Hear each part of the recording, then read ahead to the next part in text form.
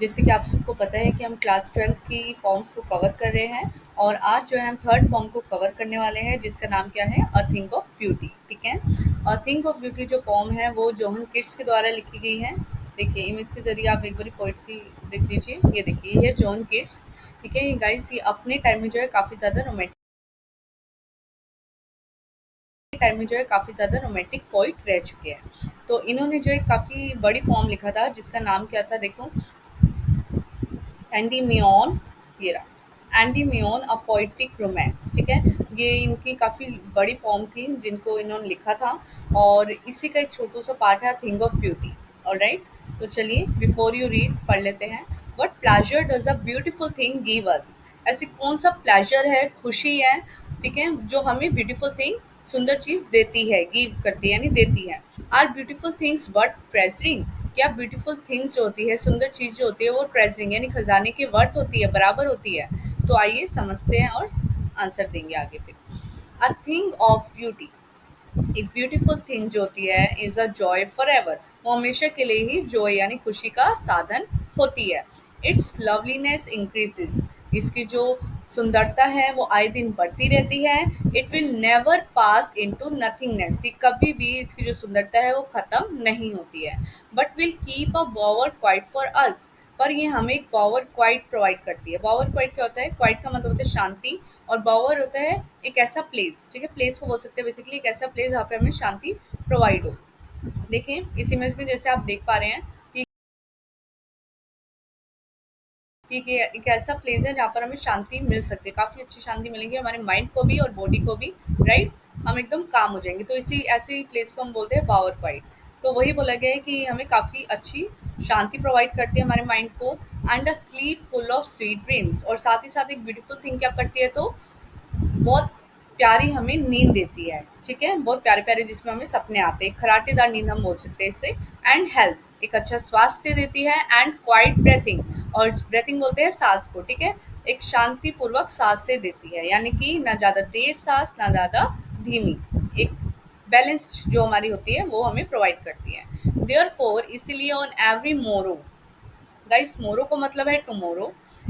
हमारे जो पोइट है जोहन कीट्स, उन्होंने इस पोम में कुछ ऐसे ही अंदाज में लिखा हुआ है, तो उसी को हम समझते हुए पढ़ेंगे। इसीलिए हर सुबह हम क्या करते हैं, तो वी आर ब्रेथिंग, हम ब्रेथिंग करते हैं यानी बुन रहे होते हैं, a flowery band to bind us to the earth. हम आए दिन जो क्या कर रहे होते हैं, तो आए दिन हम सुबह ऐसा फ्लॉवरी बैंड, एक ऐसा बैंड जो फ्लावर से बनता है, उसको बुनते हैं। ठीक है, खुद से। और क्या करते हैं, जो हमें बाइंड करता है यानी बांधे रखता है, किससे? अर्थ से, जहाँ हम रहते हैं उससे हमें बांधे रखता है।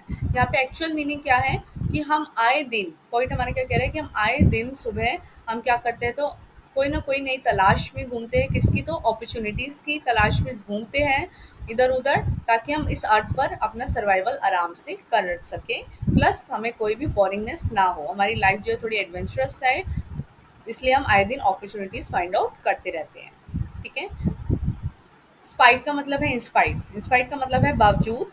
इंस्पाइट ऑफ डिस्पॉन्डेंस, डिस्पॉन्डेंस का मतलब होता है होपलेसनेस। जब इतने सारे दुख आ जाते हैं हमारी लाइफ में तो हम आशा खोने बैठते हैं। राइट, उसी को हम होपलेस बोलते हैं, होपलेस पर्सन बोल सकते हैं ना। तो वही बोले जा रहे हैं, कितनी डिसअपॉन्डेंस है हमारे जो अर्थ है उस पर। ऑफ द इनह्यूमन, इनह्यूमन का मतलब होता है अमानवीय। अमानवीय का मतलब क्या है, जब हमारे अंदर इंसानियत खत्म हो जाती है। डियर्थ, डियर्थ का मतलब होता है लैक, यानी लैक का मतलब होता है कमी। नॉबल नेचर्स, नॉबल नेचर्स का मतलब होता है ऐसा व्यक्ति जो काफ़ी इंटेलिजेंट हो, काइंड हो, हेल्पफुल हो। ठीक है, दयालु, काइंडनेस को बोलते हैं। और केयरफुल हो। ठीक है, सबका ख्याल रखता हो, तो ऐसे व्यक्ति नॉबल नेचर्स। उसकी भी क्या हो रही है, अर्थ पर डियर्थ हो रही है, यानी तो कमी हो रही है। लोगों में इंसानियत नाम की चीज़ नहीं रही है, हॉपलेसनेस होते जा रहे हैं लोग। ठीक है, डेज जो है वो काफ़ी ज़्यादा बिखरे हुए हो गए, ग्लूमी डेज हो गए ऑफ ऑल द अनहेल्दी। और ऐसे क्यों हो रहा है? हमारे अनहेल्दी और ओवर डार्केंड वेज की वजह से। Made for are searching, searching बोला गया जो भी हम मतलब ढूंढते हैं, सर्च का मतलब ढूंढना। ठीक है, जो भी हम अपॉर्चुनिटीज आए दिन ढूंढते रहते हैं, उनके जो तरीके हैं वो काफ़ी अनहेल्दी और ओवर डार्केंड हो गया हमारे, हम गलत तरीक़ों से उन्हें ढूँढते हैं।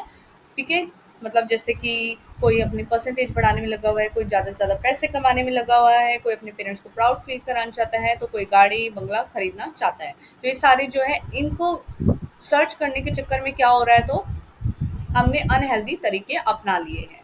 Yes, in spite of all, but इनके बावजूद में हमारा पॉइंट क्या कह रहा है, some shape of beauty moves away the pall from our dark spirits.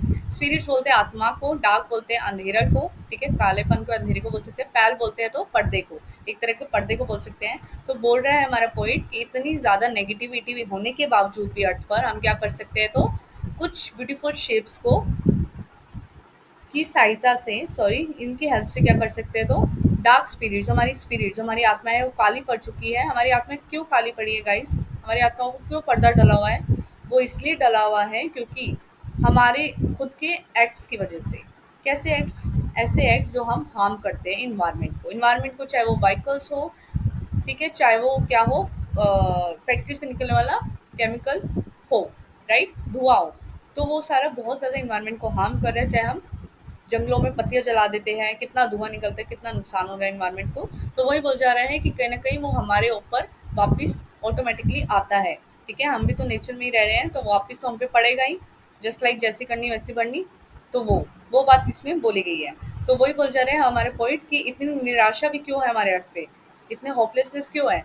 क्योंकि हमने इतने अनहेल्दी तरीके अपना लिए जीने के, जिससे कि इतनी ज़्यादा हमारे अर्थ पर निराशा फैली हुई है और लोग सुसाइड करने की ओर भी चल पड़ते हैं। तो वही बातें बोली जा रही हैं, हमारी स्पिरिट्स पर जो है, हमारी आत्माओं पर डार्क पर्दा पड़ चुका है, काला पर्दा पड़ चुका है, पर कुछ ब्यूटीफुल शेप्स अभी भी मौजूद है गाइस, जो क्या कर सकती है, तो एज पर पॉइंट हमारे ऊपर से जो पर्दा पड़ा हुआ है उसे हटा सकती है, हमारी स्पिरिट्स को क्लियर कर सकती है, क्लियर क्रिस्टल कर सकती है, साफ कर सकती है। तो यहाँ तक आई होप आपको समझ आ गया हो। एक बार रिवाइज कर लेते हैं फटाफट से। A thing of beauty is a joy for ever.